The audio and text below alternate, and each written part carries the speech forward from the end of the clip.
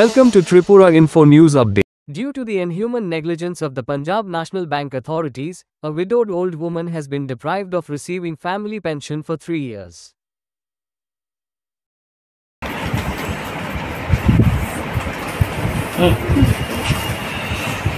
Punjab National Bank, that is Udaipur branch কর্তৃপক্ষের অমানবিক গাফিলতির ফলে বিধবা বৃদ্ধা মহিলা 3 বছর পারিবারিক পেনশন পাওয়া থেকে বঞ্চিত। এই হলো হেডলাইনে। কারণ এইটা নিয়ে একটা মামলা হয়েছে ত্রিপুরা হাইকোর্টের গুমতি জেলার উদয়পুর 6 গড়িয়া উত্তর মহারানী নিবাসী জৈনিক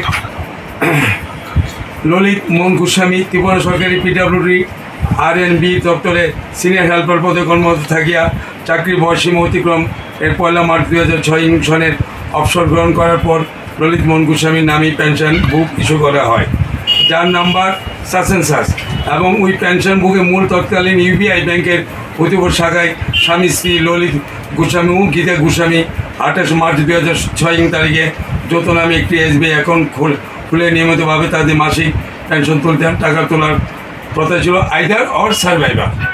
এখন উল্লেখযোগ্য যে পুরো নাম ললিত মোহন গোস্বামী হওয়া সত্ত্বেও কর্মরত দপ্তর ছাড়া আত্মীয় স্বজন বন্ধুবান্ধব ও পাড়ায় তিনি ললিত গোস্বামী নামে সর্বাধিক পরিচিত ছিলেন।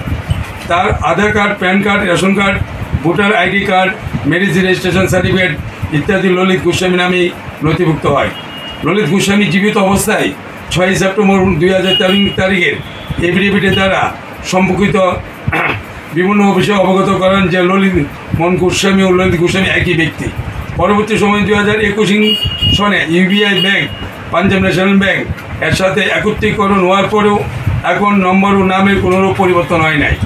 কিন্তু আশ্চর্য বিষয় এই যে বিগত 29 মে 2012 সালে ললিত গোস্বামী মৃত্যুর পর তার বিধবা স্ত্রী শ্রীমতী গীতা গোস্বামী স্বামীর ডেথ সার্টিফিকেট ও প্রয়োজনীয় কাগজপত্র ব্যাংকে জমা দেওয়া পারিবারিক পেনশন প্রদানের দাবি করিলে অনেক তাল বাহানা করার পর পাঞ্জাব ন্যাশনাল ব্যাংক অফিস তাকে জানান যে পেনশন বুক এর সাথে ডেথ সার্টিফিকেটের নামের সাথে গরমিল হওয়ায় ব্যাংক কর্তৃপক্ষ তার নামে পারিবারিক পেনশন দিতে অক্ষম। অথচ পেনশন বুক ললিত মোহন গোস্বামী নামে থাকা সত্ত্বেও তার ব্যাংকে অ্যাকাউন্ট ললিত গোস্বামী নামে ছিল। তৎসত্ত্বেও দীর্ঘ 16 বছর যাবৎ নিয়মিতভাবে ব্যাংক কর্তৃপক্ষ ললিত গোস্বামী নামেই পেনশন প্রদান করছিলেন। গত 6 জানুয়ারি 2025 তারিখে ওনার স্ত্রী শ্রীমতী গীতা গোস্বামী তার পারিবারিক পেনশন প্রদানের পুনরায় বিবেচনার জন্য আরেকটি আবেদনপত্র দাখিল করেন, কিন্তু যুক্তিসঙ্গত সময় পর্যন্ত অপেক্ষা করার পরে কোনো রকম সদস্য না পাওয়ার বৃদ্ধা প্রবীণতার নাগরিক শ্রীমতী গীতা গোস্বামী 22 এপ্রিল 2025 তারিখে মাননীয় ত্রিপুরা হাইকোর্টে একটি রিট পিটিশন দাখিল করেন। বিগত 1 মে 2025 তারিখে মাননীয় বিচারপতি শ্রী অমরনাথ গৌর মহাশয় মামলাটি শুনানিক্রমে পাঞ্জাব ন্যাশনাল ব্যাংক উদয়পুর শাখার ব্রাঞ্চ ম্যানেজারকে 6 জানুয়ারি 2025 তারিখে আবেদনকারীর আবেদন অনুসারে রায় দানের কপি পাওয়ার 1 মাসের মধ্যে পারিবারিক পেনশন দেওয়ার জন্য আদেশ দেন। ওই জন্য ব্রাঞ্চ ম্যানেজারকে আবেদনকারীর পক্ষেই ইনডেমনিটি বন্ধ রাখতে পারে। ব্যাংক কর্তৃপক্ষের নিষ্ঠুর আচরণ, গাফিলতি ও অজ্ঞতা কারণে দুর্মূল্য বাজারে প্রায় দীর্ঘ 3 বছর যাবৎ অসহায় বিধবা মহিলা শ্রীমতী গীতা গোস্বামী তার ন্যায্য পারিবারিক পেনশন পাওয়ার থেকে বঞ্চিত হয় ওই আর্থিক দুরবস্থার মধ্যে দিয়ে দিন যাপন করছিলেন।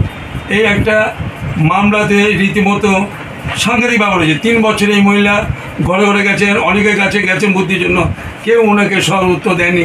শুধু ব্যাংকে মিলে 3 বছর যাবৎ যাচ্ছেন আসছেন যাচ্ছে, আর 3 বছর যাবৎ এই মহিলাটা কীভাবে চলছে কারো কোনো এনে বুক নেই।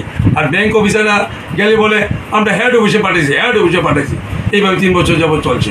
তারপরে আমরা বাধ্য হয়ে হাইকোর্টে গেলাম। হাইকোর্টে প্রথম দিনে ফুল হিয়ারিংয়ে সেই ব্যাপারে গ্রান্ট করে দিয়েছে এবং মহিলা এবং পেনশন রেগুলার পাবে এবং বেঁচে থাকতে পারবেন উনি।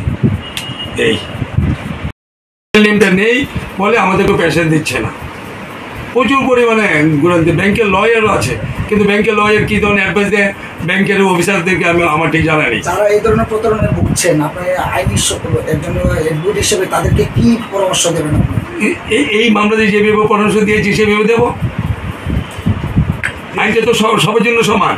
এবং যে লোকটা মারা গেছে ললিত মোহন গোস্বামী, ইয়াতে ছিল পিবি মানে পেনশন বুকে ছিল ললিত মোহন গোস্বামী, কিন্তু তার প্যান কার্ড আধার কার্ড সমস্ত কিছু ছিল ললিত গোস্বামী, সেম পার্সন। এবং সে জীবিত অবস্থায় একটা এফিডেভিট করেও দাখিল করে গিয়েছিলেন।